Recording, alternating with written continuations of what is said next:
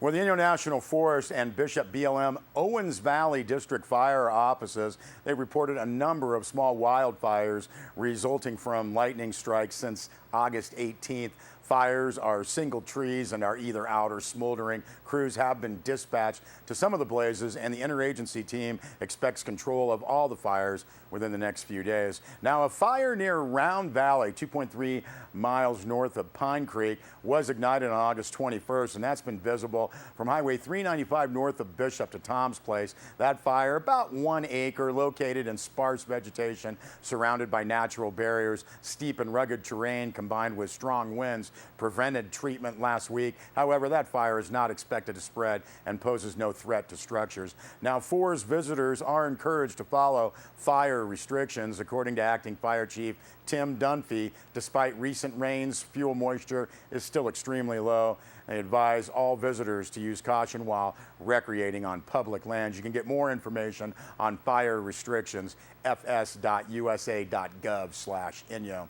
Now, the rim fire continues to blaze on the west side of Yosemite National Park. The fire threatens some 2,500 homes, hotels, and camp buildings near Yosemite Park, and several have been destroyed. Now, at last report, nearly 150,000 acres have burned, with 15% containment and over 3,600 personnel working that rim fire, which was described as one of the, if not the biggest wildfire in the United States right now. Now, in Yosemite, the fire was burning in a remote area around Lake Eleanor and not threatening Yosemite Valley. Now, while a portion of State Route 120 West is closed, 120 East into Tioga Pass is open, and folks can still reach Yosemite from the east side. Now, for ongoing information, you can check out the website nps.gov or go to our website sierrawave.net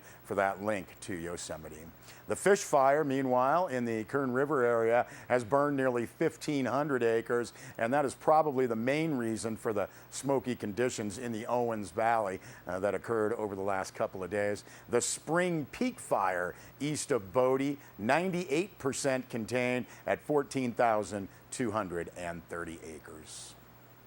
Well, for a couple of weeks in a row, the Mammoth Lakes Town Council held special meetings to either in part or in total consider evaluation of a public employee, town manager. Bennett Kessler filed this story, noting that Mayor Rick Wood and Town Manager Mariana Marashiva Martinez offered some very brief comment. Now, when asked about the closed session evaluations, Mayor Wood said no action was reported out of those sessions. He said the next council meeting is scheduled for September 4th, and that's all he has. To rumors she might be leaving Mammoth, Manager Martinez says she is, quote, very happy in Mammoth, and there are still plenty of challenges to keep me busy and engaged for years, end quote. Martinez said her current contract goes through June 30th, 2014. As for closed sessions focusing on her, Martinez said, yes, my evaluation has been on the agenda, and I was told that the discussions have been about the extension of my contract, end quote.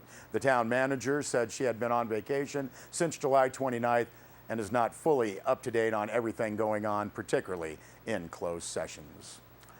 Well, Bennett Kessler also filed this story. Former Inyo District Attorney Art Millay retired and left part of his elected term unfilled. Now, the Inyo County Board of Supervisors plan to appoint a new DA to fill out the term, which ends January 5th, 2015. Now, Monday, today, is the deadline for attorneys to file letters of interest and resumes. Now, the supervisors have scheduled public interviews at their meeting on Tuesday, September 3rd. All individuals who submit letters of interest and meet minimum qualifications will be reviewed. A letter from Inyo County says the board may appoint a DA at the September 3rd meeting or later. The county also points to the fact that an appointed DA would have to go to election to remain in the position after January 5th, 2015.